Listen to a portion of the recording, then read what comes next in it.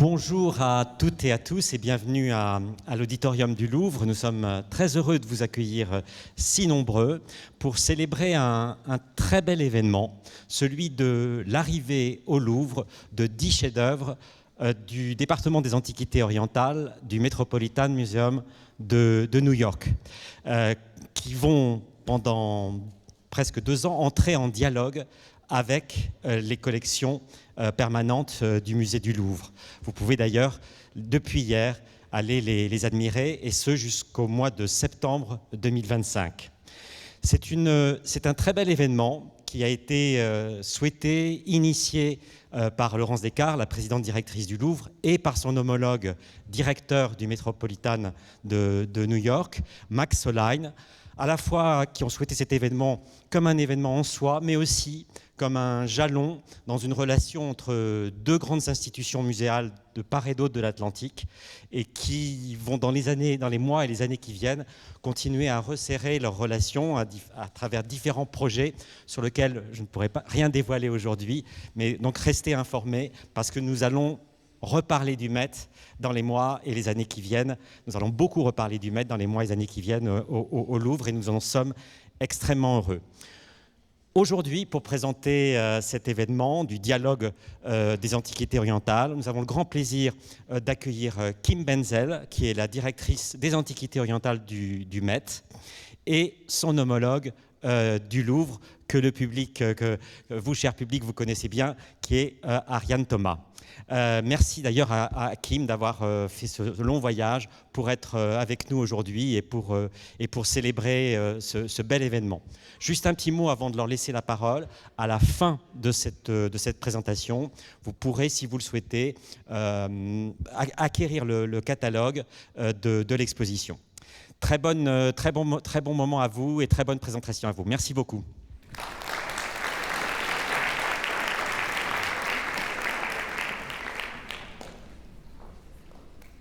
Merci Luc, merci beaucoup.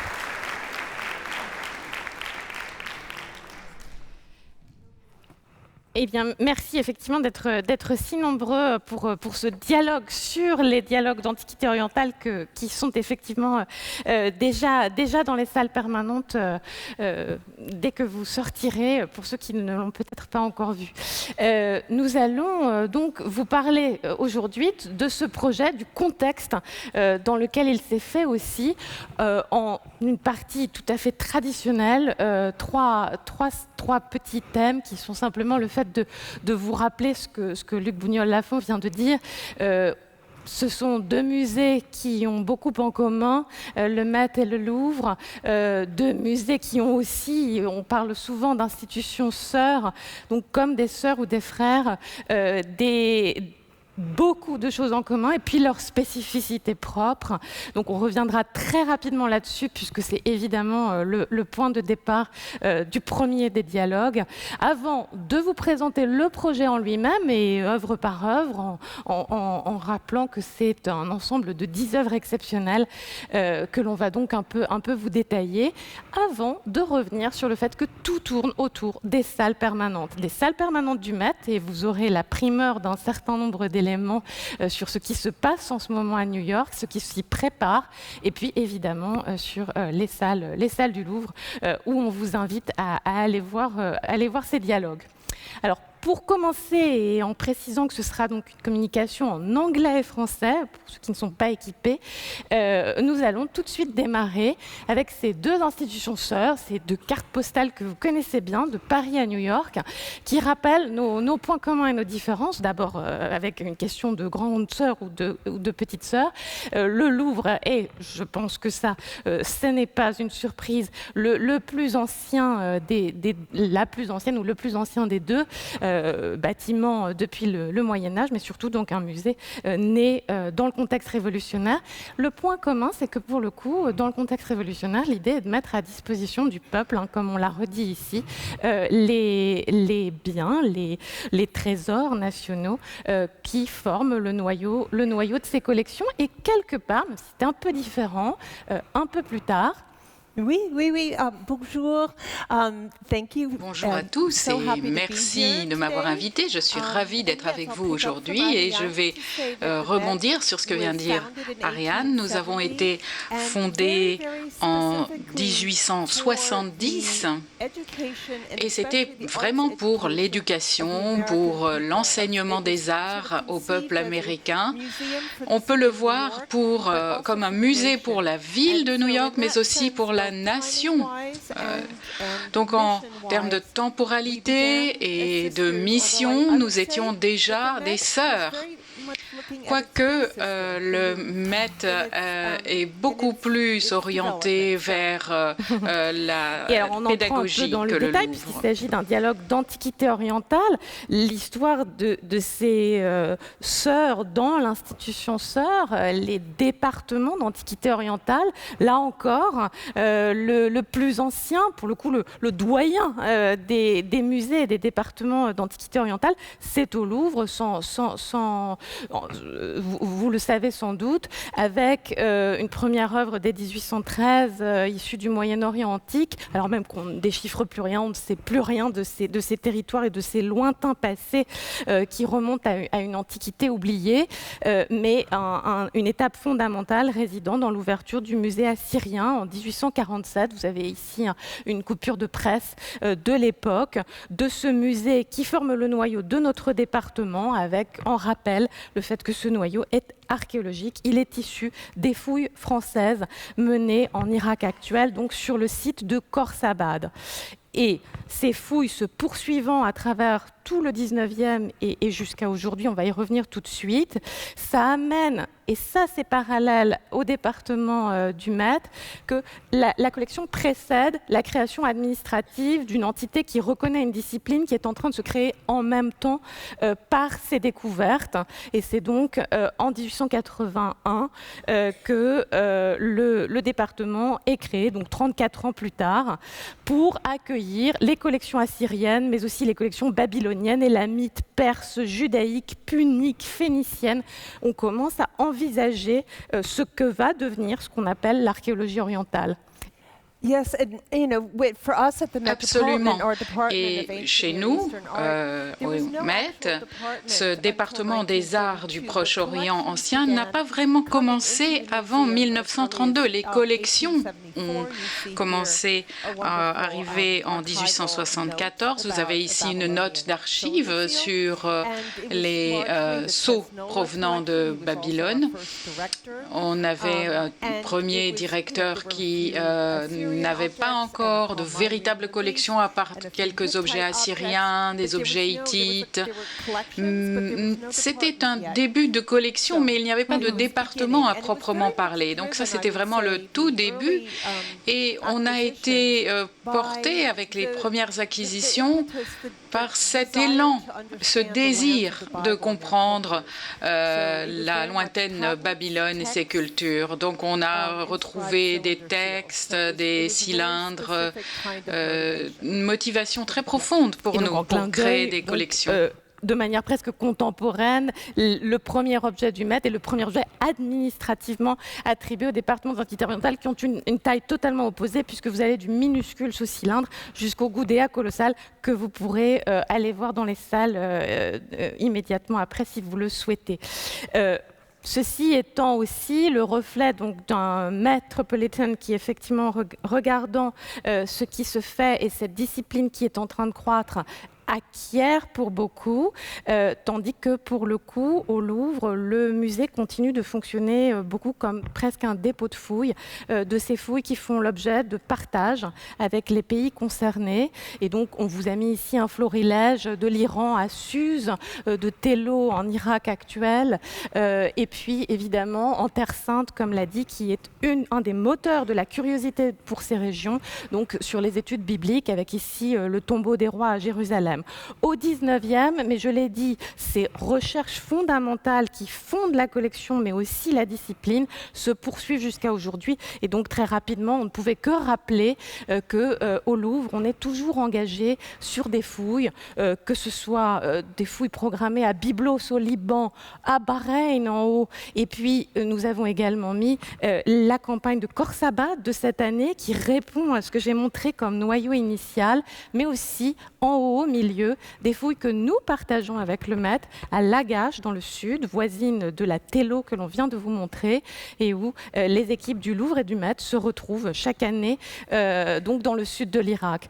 Et évidemment, cette recherche fondamentale sur le terrain, elle s'accompagne, et on en est très honoré, de coopération. Évidemment, vous avez peut-être entendu parler de l'action du Louvre sur la réhabilitation du projet de Mossoul.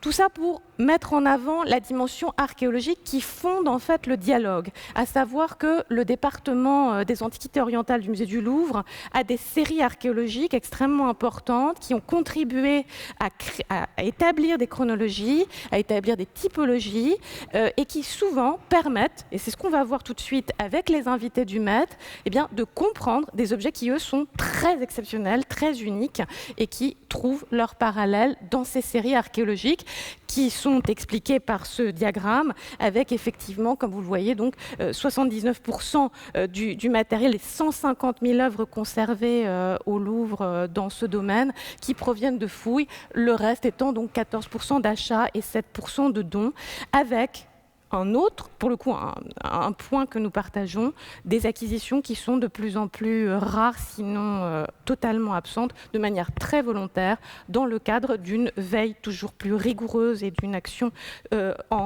contre le trafic illicite qui, vous le savez, touche particulièrement les zones concernées au Moyen-Orient. Donc, en regard, vous allez le voir, la dimension archéologique est moindre au Met, c'est ce qui fonde le dialogue, mais Kim Benzel nous a préparé elle aussi ces documents. I can't take credit. It was actually en fait, c'est pas grâce à moi. C'était en fait un graphique qui avait été préparé par un collègue qui m'a précédé. Mais sans entrer dans les détails, vous voyez ici les premières barres à gauche qui sont la fondation du musée. Hein, c'est l'époque où les seaux cylindriques sont arrivés. Et puis on arrive à une grande pointe dans les années 1890. Ça, c'est l'exposition sur Babylone qui a été vraiment un moment de départ de recherche de traces de la Bible. On a eu des centaines de tablettes cunéiformes, ce qui ne ressemble pas à la mission d'un musée sur l'art, mais qui nous paraissait être la quête de l'or à l'époque. Alors, il y a eu bien sûr des acquisitions dans les années 1917. On a eu un moment essentiel pour notre département avec les premières œuvres avec J.P. Morgan. Ensuite, il y a eu les donations de Rockefeller dans les années 30. Et puis, on arrive à 1932. C'est le début et la fondation du département. Mais il n'était pas à l'époque tel qu'il est aujourd'hui. C'était l'époque l'art islamique et du Proche-Orient. Notre département du Proche-Orient ancien était très engagé à récupérer des objets de fouilles. Et c'est là que vous avez toutes ces pointes, tous ces pics dans les années 30 et 40 où on a commencé les partages avec le Louvre. On avait des objets venant d'Abu Nasser, en Irak. Beaucoup de vestiges, mais on est vraiment devenu un département à part entière qu'en 1956. Mais la moitié des fouilles jusqu'en 1956 ont été faites dans le Proche-Orient. Et puis dans les années 50 et 60, vous avez beaucoup de fouilles en cours à Népur, à Hassanlour, en Iran. Tout ceci sont des périodes très actives, des décennies de fouilles. Et puis en même temps, on a commencé aussi à faire des acquisitions et on a aussi reçu des donations. Et Vous avez vu sur les graphiques, on était très mathématiques. Nous, on a un tiers de dons, un tiers de fouilles et un tiers d'achats. Vous voyez, on était très mathématiques. Non, mais c'est vraiment le fruit du hasard, en fait. Mais je dirais que c'est avec la convention de l'UNESCO, les partages diminuent, on en a de moins en moins. Et ensuite, les années 80-90 sont marquées principalement par des achats et des dons. Je crois qu'en 99, on a eu aussi un don particulier que vous voyez ici comme une pointe. Et puis ensuite, tout ceci s'est arrêté à partir de 2000. Et actuellement, nous n'avons plus de collection d'antiquités dans notre département. C'est beaucoup trop compliqué et nous nous intéressons beaucoup plus maintenant à l'art contemporain, dans la mesure où il est pertinent à notre département. On a beaucoup de choses des années du 19e siècle, en fait. On a un très beau catalogue dans ce domaine. Et on a aussi maintenant tout un retour d'intérêt sur l'époque syrienne du 19e siècle. Vous pourrez venir le voir. Il y avait un bulletin de 2010 sur nos fouilles de 1930 et ensuite.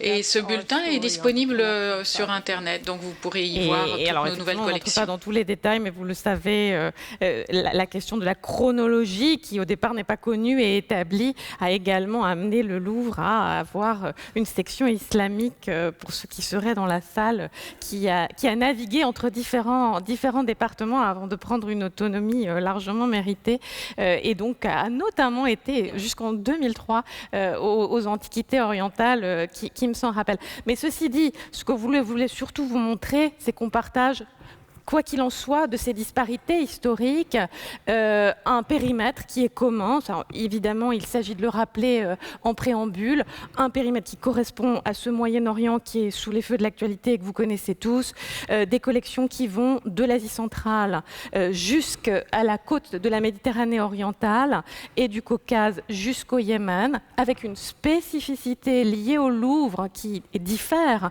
du Met, puisque le département des Antiquités orientales du Louvre, par son histoire très ancienne et particulière, a également des collections de Chypre, d'Afrique du Nord, et ce jusqu'à l'Espagne, avec les comptoirs phéniciens que vous connaissez pour certains, puisque Ibiza ou Cadix en sont. Mais voilà, c'était pour vous donner le périmètre qui, en fait, recouvre aussi le champ de nos dialogues qui iront de l'Asie centrale jusqu'au Levant, donc du côté de la Méditerranée orientale, en passant beaucoup par l'Iran et la Mésopotamie.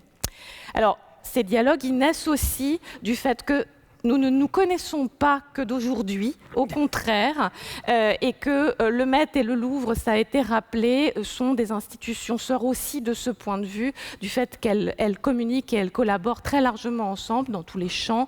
Et nous avons donc là sélectionné deux exemples parmi les nombreuses collaborations historiques que nous avons. La première, elle est un partage, pour le coup, le fait qu'une statue qui a été en fait dispersée par le marché et où le Met a acquis une tête et nous un corps sans savoir que c'était la même, mais où, je rassure l'assistance, les conservateurs s'en sont en fait très vite aperçus et ont souhaité vérifier leur intuition.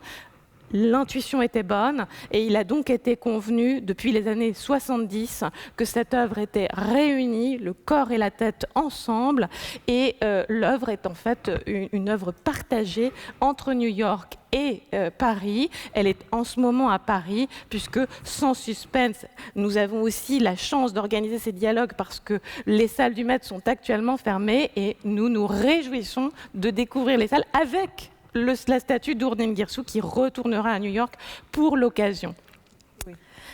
I almost started to speak French. Mais j'ai failli me mettre à parler français. Ça me fait peur.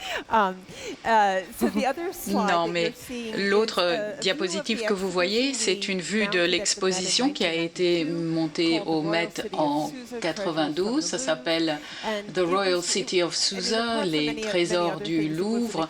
Et il y avait une exposition absolument extraordinaire avec des prêts monumentaux monumentaux. Vous avez bien sûr les prêts du Louvre, mais il y avait un peu de tout sauf le Codex d'Hammurabi. Naparasu, vous avez donc toutes ces œuvres extraordinaires et c'était une très belle occasion de se rapprocher. Ces rapprochements sont des occasions de collaborer, mais aussi de se prêter des objets, de les réunir. C'est ma plus belle collection. Merci, merci pour ça. Donc, on va vraiment se planter dans les langues. Ce contexte de salle fermée, c'est effectivement celui que l'on retrouve aujourd'hui avec les salles d'Antiquité orientale du Met qui sont dans une rénovation complète. Kim Benzel nous en montrera des images inédites vers la fin de cette conférence. À cette occasion, on a pensé qu'en effet, on avait une opportunité unique, que des œuvres qui, pour certaines, ne voyagent jamais et dont on sait qu'on attendait depuis longtemps. Vous allez voir quelques exemples, une confrontation physique, parce qu'on savait à quel point elle pouvait être frappante et permettre d'introduire des dialogues et des discours nouveaux, tant pour les œuvres du Louvre que celles du Met, qu'on a voulu tenter, et on remercie effectivement les présidents des deux institutions d'avoir soutenu l'idée de cette expérience. Alors je dis expérience parce qu'en fait, oui, c'est une exposition, et en même temps, ça n'est pas une exposition. Précisément parce que The Real City of Susa, c'était il y a quelque temps, et que le monde a sans doute aussi un peu changé, que de manière finalement presque écologique, en fait, nous espérons que vous trouverez avec nous qu'il suffit aussi, en tout cas dans ce cas précis, de 10 œuvres capitales, généreusement prêtées, parce qu'elles sont véritablement signifiantes et extrêmement importantes, sur le plan historique, mais aussi très esthétique pour certaines. Ces 10 œuvres nous paraissaient suffire pour porter ces dialogues multiples et une forme de nouveau dynamisme, d'expérience dans nos salles permanentes. Évidemment, elles pouvaient le porter avec, et on revient à cette sororité, avec les œuvres du département des Antiquités orientales actuellement présentées dans les salles permanentes. L'idée était qu'elles fonctionneraient ensemble. Donc voilà, en gros, le projet, c'est ça, c'est 10 œuvres capitales placées en dialogue avec certaines œuvres dans différents espaces, donc on va dire 10 chefs-d'œuvre sur 3000 ans d'histoire, de la fin du 4e jusqu'à la fin du 1er millénaire avant notre ère, dans cette salle, dans les 3 parcours géographiques du département qui sont respectivement dédiés à la Mésopotamie, à l'Iran et à ce qu'on appelle le Levant, donc en gros la façade de la Méditerranée orientale et les terres qui l'entourent. Donc c'est ce à quoi on vous invite. C'est aussi, on le signale, une forme de jeu, en tout cas de jeu de piste. Il faut aller les trouver. Vous êtes en ça très aidés par la signalétique, on l'espère. Et puis évidemment, on a aussi pensé que si vous vous perdez un peu, vous ne serez pas seul, puisque vous êtes avec le reste des antiquités orientales et qu'il y a surtout bien des dialogues que nous n'avons pas forcément mis en avant et que vous pouvez voir. C'est encore une fois une discipline assez récente et qui est tout à fait ouverte à tous, on l'espère. Même si, évidemment, il s'agit aussi de le rendre accessible par notre travail. Donc ça, c'est ce qu'on va vous montrer tout de suite avec la première, la plus ancienne. Voilà, l'aldoïenne iranienne. Good. Yes. I just want to add that oui, it really je voulais is just such ajouter an interesting model. C'est un modèle tellement intéressant que on l'a jamais eu avant. C'est tout à fait original. C'est une idée d'Oriane de le faire comme ça. Et ça s'avère être une façon très intéressante d'organiser une exposition, une façon tout à fait nouvelle d'explorer les galeries sans avoir des dépenses monumentales ni rien. C'est vraiment une façon nouvelle, originale et intéressante de voir les œuvres. Et on commence ici par cet objet merveilleux de ces proto-élamites, donc un taureau avec un vase. Ça vient du sud-ouest de l'Iran, ça date de 3000 avant notre ère, et c'est vraiment une image typique pour la culture proto-élamite. En effet, vous y voyez un animal dans une posture humaine. Ça a dû être certainement un objet rituel. Il s'agit d'une offrande, très probablement, à un dieu, très vraisemblablement. Et c'est magnifiquement bien rendu. Sur le plan anatomique, ça a beaucoup de force, bien que l'objet soit très petit. Il a vraiment une résonance en nous. Et il est rempli de petits galets. Et il a été modelé vraiment pour tenir en main, pour être tenu en main et non pas pour être posé. Donc on suppose que ça devait être agité, un peu comme une crécelle ou un petit instrument de percussion, et on imagine que c'est ainsi qu'on invoque, qu'on réveille la divinité à laquelle on s'adresse.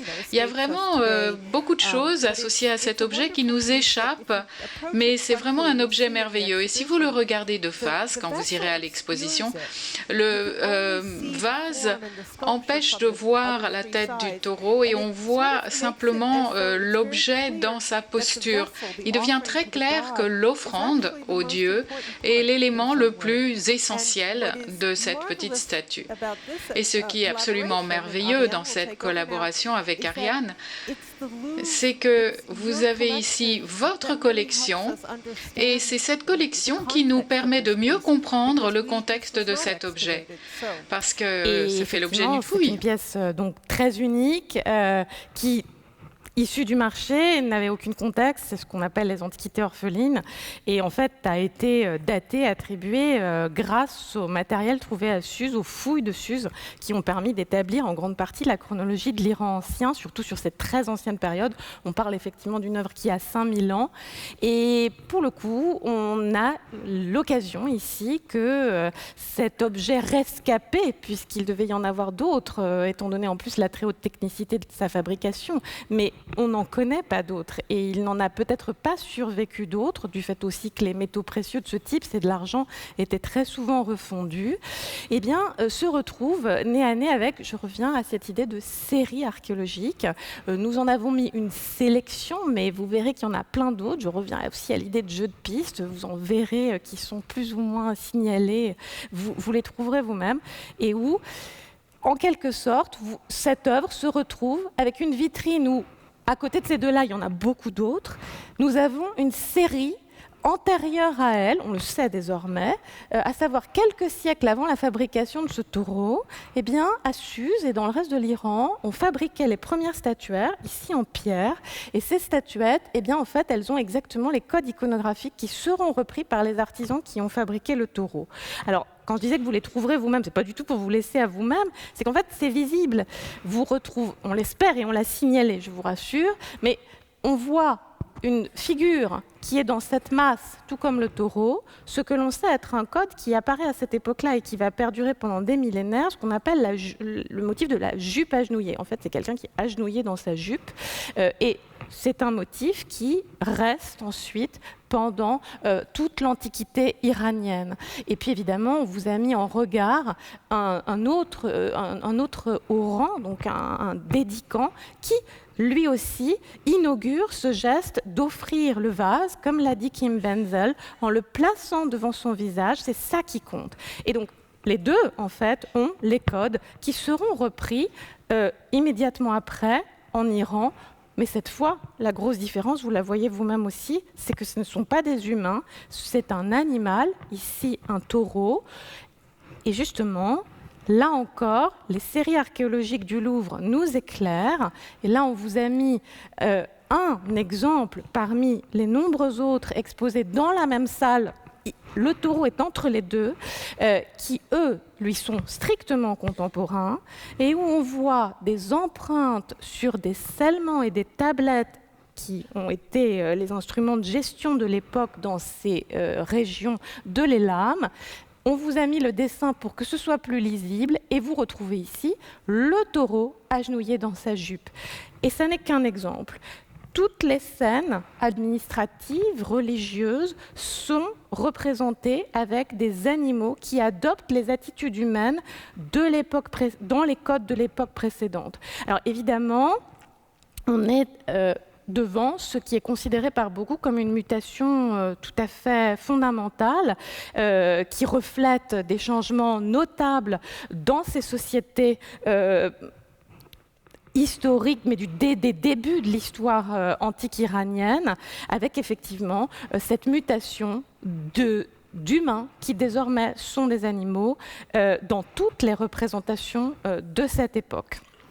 Alors, ici, on vous le donne et ensuite on ne le commentera plus. Je vous ai dit qu'elle est entre les deux périodes qui permettent de l'éclairer, entre les types d'objets qui permettent de comprendre à la fois d'où vient l'objet et pourquoi tout d'un coup c'est un animal, mais en revanche on vous précise donc que vous êtes par ailleurs guidé dans tout le parcours par le rouge Met qui signale particulièrement la vitrine qui accueille l'invité de marque new-yorkais et comme je l'ai dit, vous avez donc des comparaisons que nous espérons évidentes, mais qui sont de toute façon signalées pour vous avec des petits marqueurs rouges dans les vitrines. Il n'y a pas d'autres rouges dans ces salles permanentes que celles vous signalant ces dialogues d'Antiquité orientale et qui vous invitent en fait à regarder ce qu'on vous a signalé comme particulièrement comparable et évidemment peut-être à en trouver encore d'autres.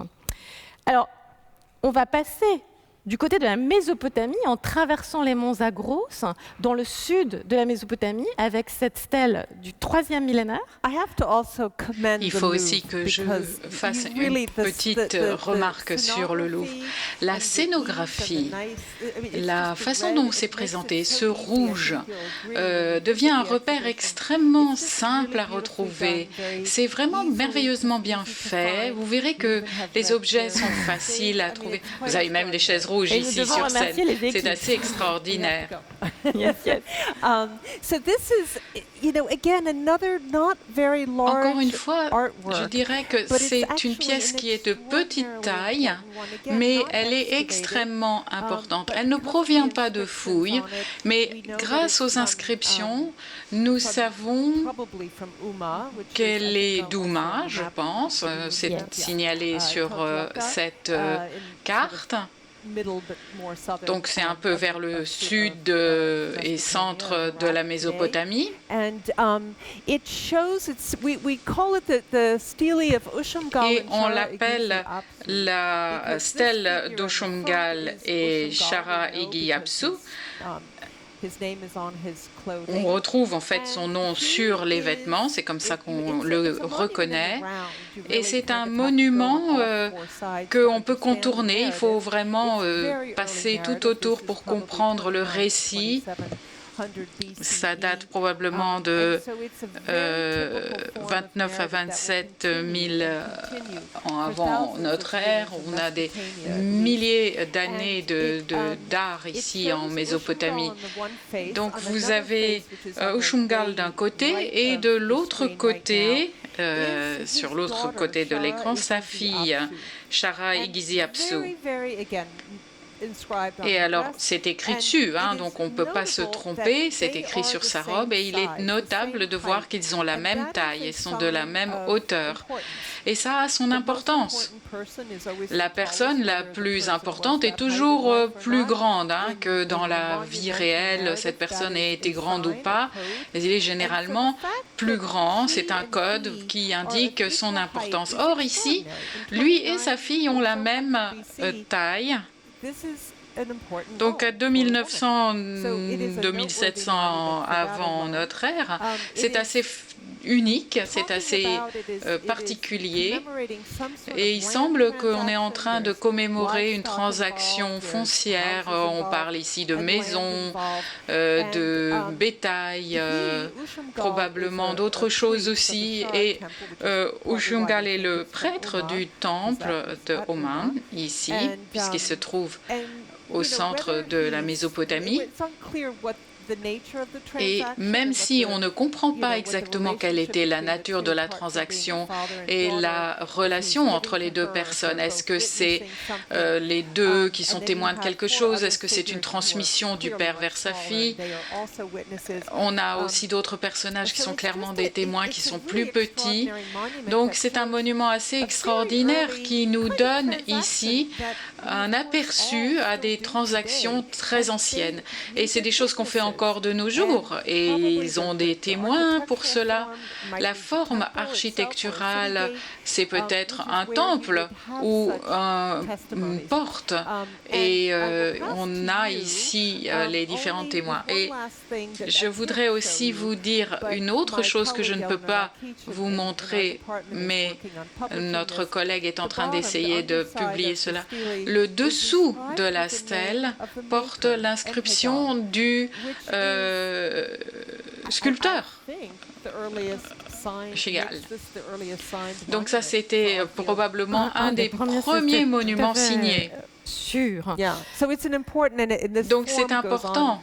Et c'est une façon de faire qui se perpétue par la suite. Le voilà de nouveau en position et au regard, pour le coup, on l'a dit, du fait de sa dédicace au dieu Shara, la provenance d'Ouma est vraiment plus que probable. Or, Ouma, c'est une ville qui se trouve avoir une résonance toute particulière au sein des collections du Louvre, puisque c'est la très très grande rivale du site de Guirsou, l'actuel Tello, dont j'ai déjà parlé, et qui a été la référence, puisque c'est là qu'on a redécouvert ces Sumériens qui sont ici, dont le prêtre Ushumgal.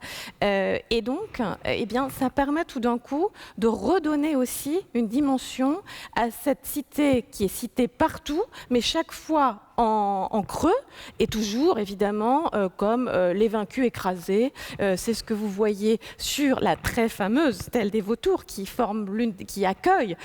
vous accueille à l'une des entrées du département. Et vous voyez ici eh bien, la victoire du roi Eannatum de Lagash, donc, qui régnait à Guirsou et qui, à tous les registres, écrase et éborgne, anéantit l'armée d'Ouma et Enakali, son chef, le roi d'Ouma. Donc en fait, nous, on connaît Ouma et on le présente essentiellement sous cet angle-là. Mais grâce à la venue de cet objet, Ouma prend une autre dimension et permet, on l'espère aussi, de donner un tout petit peu plus d'éclat, si je puis me permettre, à des œuvres qui pourtant l'ont déjà, comme par exemple ce petit élément de barbe qui est le rescapé d'une offrande très précieuse, mais qui là aussi eh bien, nous permet de parler d'Ouma. C'est un objet qui est dans les collections du Louvre, qui a été une dédicace et aussi, elle fait la place aux femmes d'Ouma, puisque c'est une dédicace qui a été faite par Bara Irnoum, la reine d'Ouma, et qui se trouve, on va entrer dans de sombres histoires de famille, qui se trouve être en fait la petite fille de l'Enakali, ici éborgnée, et qui rappelle qu'en fait, dans cette guerre qui a duré plusieurs siècles, qui est parfois considérée comme l'un des premiers conflits documentés de manière historique, eh bien, en fait, Lagash n'a pas toujours gagné, et Ouma, au contraire, dans certains cas, a prospéré.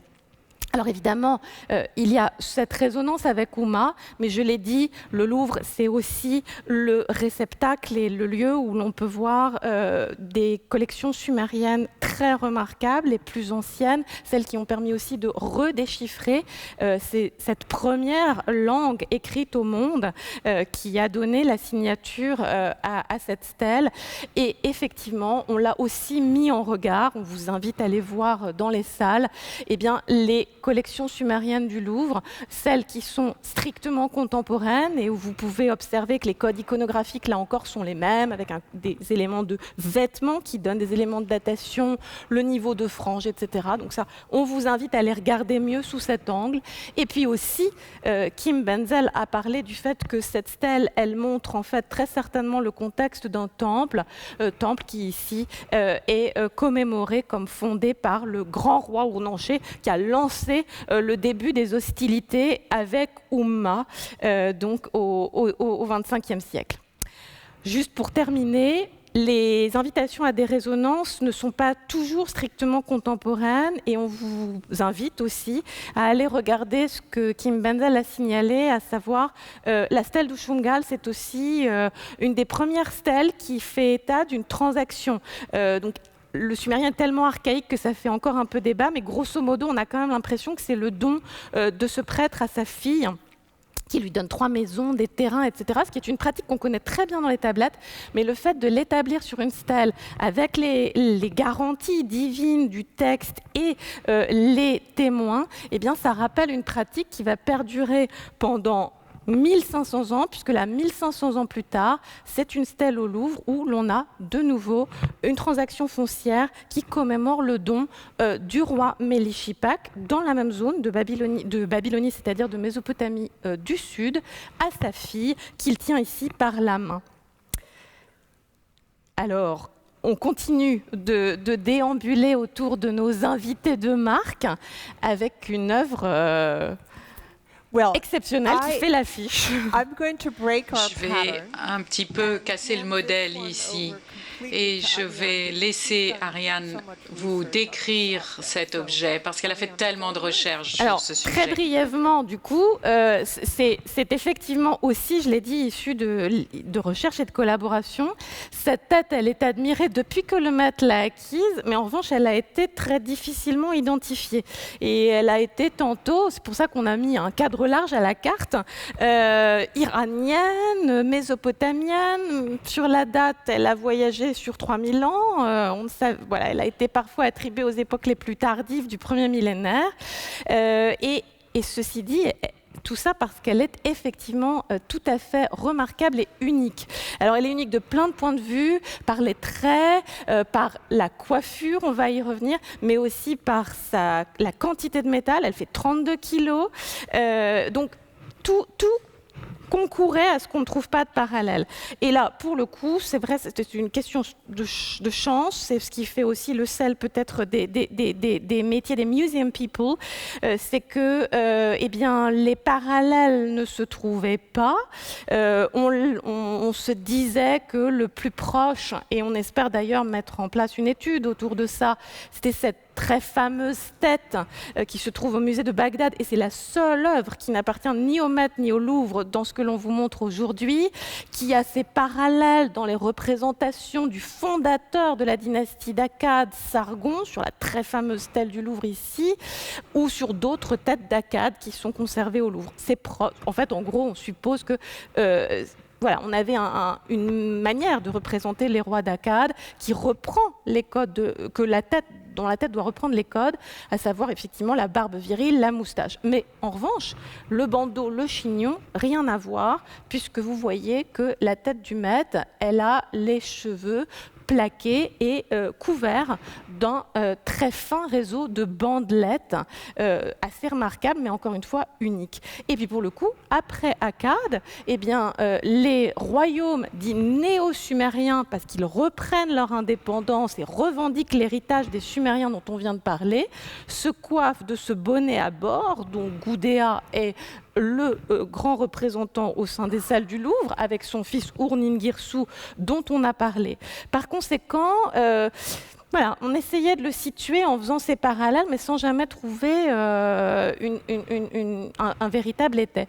Et puis pour le coup, je reviens aux séries archéologiques du Louvre. Eh bien, il y a au Louvre un fragment trouvé à Tello, daté par la stratigraphie de la fin du 3e millénaire, donc on est bien dans cette zone-là, qui est en fait à peu près identique, sinon identique. Je vais zoomer, vous le voyez, il est incomplet, mais c'est à ce jour le seul fragment connu qui montre ce type de coiffure attestée sur la tête du maître est extrêmement, extrêmement proche. Et là, eh bien, je pense que ça vous montre comment deux œuvres peuvent s'entraider quelque part, puisque tout d'un coup, ce petit fragment qui n'avait jamais été montré, qui a gagné sa gloire d'aller dans les salles permanentes grâce à la venue du prêt du maître, mais qui, tout d'un coup, lui, permet de donner une identité, une date. On sait, on peut supposer très vraisemblablement à ce moment-là de quand elle date et à laquelle elle appartient.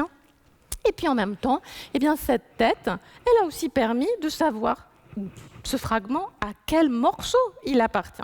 Parce que ce que l'on en conserve était bien trop lacunaire pour savoir si c'était le bas du chapeau, le côté, etc. Aujourd'hui, on sait que c'est le sommet de la tête, parce que précisément, ça c'était même impossible en photo, la tête est venue à Paris et on a pu essayer de bien comprendre. Et aujourd'hui, donc, on sait un peu mieux quel fragment de tête nous avons au Louvre. Et j'en viens à l'identité. On peut très certainement supposer que cette spécificité de la tête du maître, elle est liée au fait qu'elle appartient à une période extrêmement courte de l'histoire mésopotamienne, une transition entre l'époque d'Akkad et l'époque néo-sumérienne, qui est celle des rois Gouti, qui venaient justement du Zagros, du plateau iranien, qui ont déferlé sur la Mésopotamie en profitant de la crise liée à la chute d'Akkad, à laquelle ils ont en grande partie contribué, et qui effectivement, alors par ailleurs, ont eu une réputation tout à fait mauvaise, puisqu'on leur attribue en partie la malédiction de la chute d'Akkad, le premier État organisé de Mésopotamie, et qui, vous le voyez sur ici, une version de ce texte dit de la malédiction d'Akkad, conservée au Louvre, qu'ils sont considérés comme des barbares, des chiens, enfin ils ont tout un tas de noms d'oiseaux, mais eux ont très certainement, pendant leur courte période d'installation en Mésopotamie, voulu récupérer des codes de l'époque d'Akkad, tout en ayant leur propre spécificité. Et donc, pour rappel, on est bien, dans ce cas, au XXIe siècle avant notre ère, dans le sud de la Mésopotamie, où les rois Gouti sont bien attestés, comme ici sur une tablette qui vous parle de nouveau du royaume d'Oumma. Et donc, nous sommes particulièrement heureux de les présenter toutes les deux dans la même vitrine. Mais puisqu'on a parlé de recherches qui nourrissent ces dialogues, là, je vais laisser la parole entièrement à Kim Benzel à mon tour, puisque cette fois, c'est son projet et qui est lié en plus au fait qu'elle a une vie riche d'archéologue et d'orfèvre. Oui, c'était il y a longtemps, mais merci Ariane. Alors, il va falloir qu'on aille un peu plus rapidement. Je vais être plus brève que j'aurais voulu, parce qu'en fait, j'aurais pu en parler pendant 1 heure. Alors, c'est ce qu'on appelle normalement la cachette de Dilbat ou le collier de Dilbat. Je vous expliquerai pourquoi on l'appelle plutôt cachette de Dilbat dans quelques instants. C'est un assemblage de plusieurs objets. Là, on a une photo très ancienne. C'est comme ça qu'il a été exposé en 1947 quand cet objet est arrivé au Met. On a essayé de suggérer que c'était peut-être un collier. Et puis, à droite, vous voyez l'exposition du Louvre, cette présentation avec votre équipe extraordinaire qui a préparé cet assemblage. On voit qu'il s'agit de sceaux, d'objets, de pendentifs, de perles. On a aussi des morceaux qui sont inachevés et on pense que ça se situe entre 1800 et 1500 avant notre ère, probablement de Dilbat. On pense que ça a été retrouvé, enfin mis au jour à Dilbat, qui est près de Babylone, dans l'ancienne Irak, en Mésopotamie. Et ce qui est très intéressant dans ce domaine, et c'est là que mon passé d'orfèvre m'est utile, c'est qu'une fois qu'on a repris toutes ces pièces et qu'on ne les présente plus comme un collier, ça nous a permis de voir, et j'ai eu beaucoup de temps pour le regarder pendant les dernières 25 années, il ne s'agit pas seulement d'un trésor, le côté trésor est mis en évidence par le fait qu'il y a différentes factions, différentes façons de les faire. On voit que c'est différents orfèvres et des moments différents. Aussi, certains ont été réinscrits à plusieurs périodes. Donc, on n'a pas vraiment deux pendentifs du même style. Les perles également n'ont pas vraiment de similitude. Rien ne nous permet de penser que tout appartient à une seule et même collection. Vous pouvez voir le petit anneau en bas. Vous avez une fermeture qui n'a jamais été terminée, coupée. À droite, on pense que c'est une pièce réutilisée ou éliminée. Et puis ensuite, vous avez un pendentif au centre. Et les dommages causés à ces objets ne sont pas archéologiques. Ils sont le fait que ces objets ont été surchauffés. Et même lorsque vous regardez la petite déesse à gauche ou la divinité, on pense que c'était un objet non fini. Vous voyez qu'il n'a pas été coupé ou ébarbé correctement.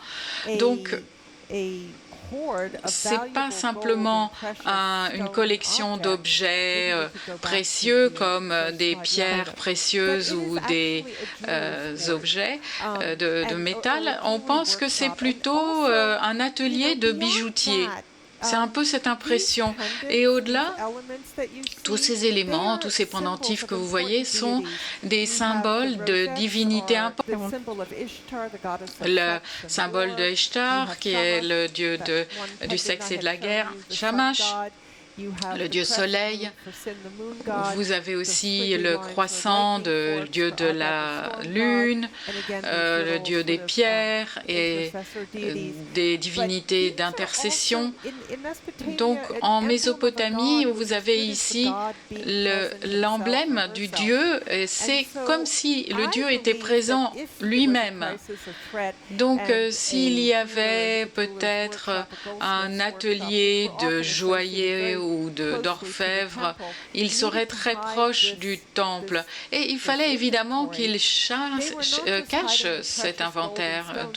Il cachait pas seulement les pierres et les morceaux de métal, il cachait la divinité elle-même, la présence de cette divinité.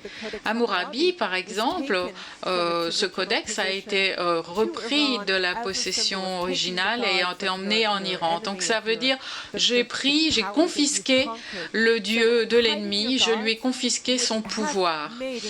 Et bien là, il en va de même. Et ce qui est extraordinaire ici au Louvre, c'est que vous pouvez retrouver tous ces objets. À droite, vous avez des jumeaux, ce sont les jumeaux du Met, ils sont pratiquement identiques. Vous avez le codex Hammurabi qui montre aussi ces objets, vous avez des pendentifs qui sont représentés. Donc on avait enfin une occasion de réfléchir à ce trésor et le réagencer différemment.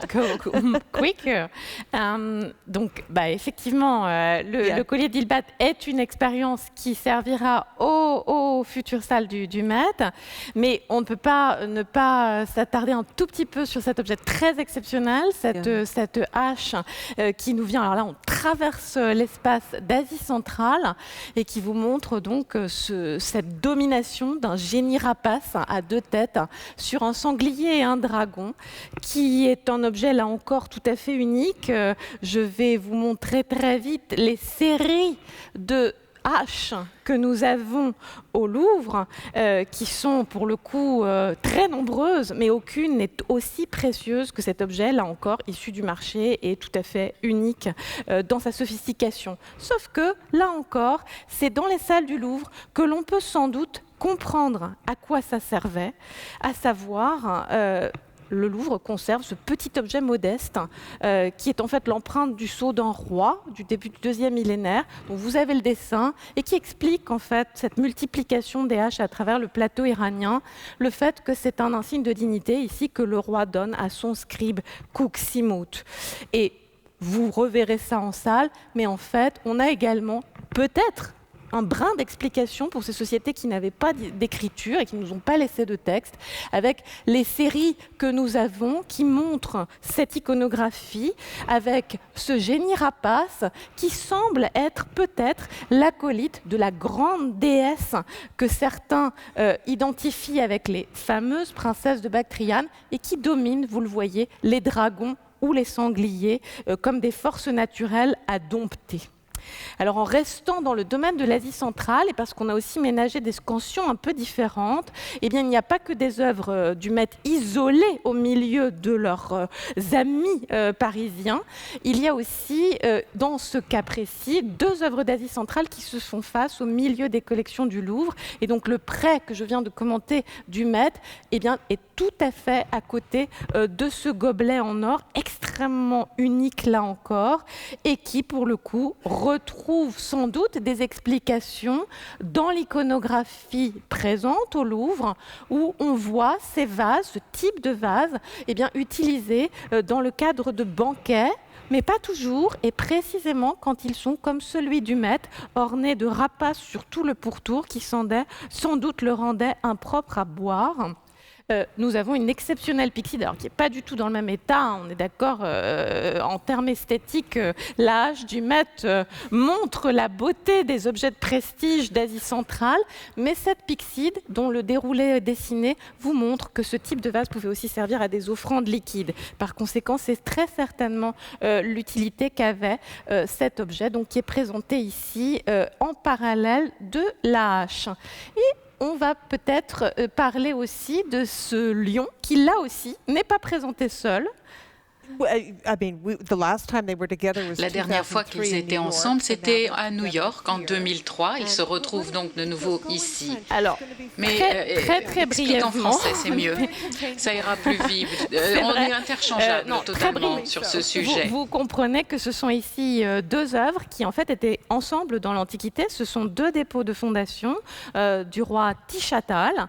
Et ces 2 dépôts de fondation ont été très certainement donc extraits de manière clandestine, issus donc du marché, vendus, achetés respectivement par le Louvre et le Met, et aujourd'hui réunis, comme ça a déjà été le cas, mais avec peut-être une petite histoire particulière, c'est que pour le coup, eh bien, vous voyez, le Louvre est plus complet en quelque sorte, au sens où, à l'inverse de ce que je viens de dire pour les objets d'Asie centrale, là, il a conservé la tablette que le lion protège, ce qui n'est pas le cas du Met.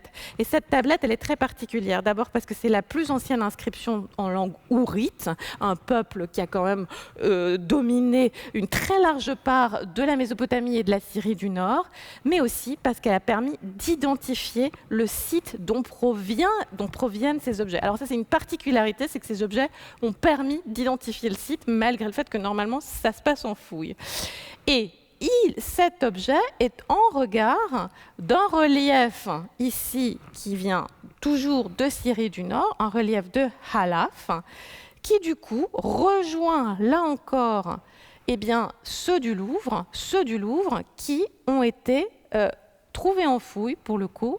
Et là, on vous montre sur place, au moment des fouilles, au début du XXe siècle, à gauche, le relief du Met, et à droite, l'un des reliefs du Louvre que l'on vient de vous montrer et qui ornait et protégeait la base des murs du palais du roi Khapara.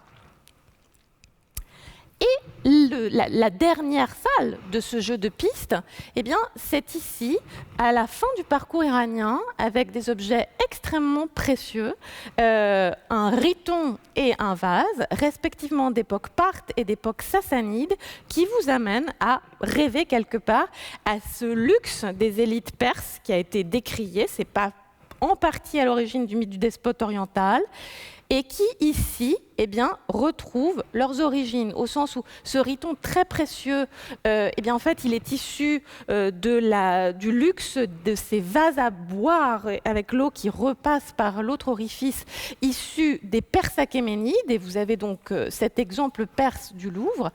Mais il faut savoir qu'on aime toujours à imiter le luxe des élites, et que le Louvre a aussi, dans ses séries archéologiques contemporaines du riton du Met, des exemples, on va dire, un petit peu plus accessibles en céramique ou en céramique vernissée, dont vous avez ici un exemple, et vous en verrez d'autres dans les salles qui sont invitées en comparaison avec le prêt du Met.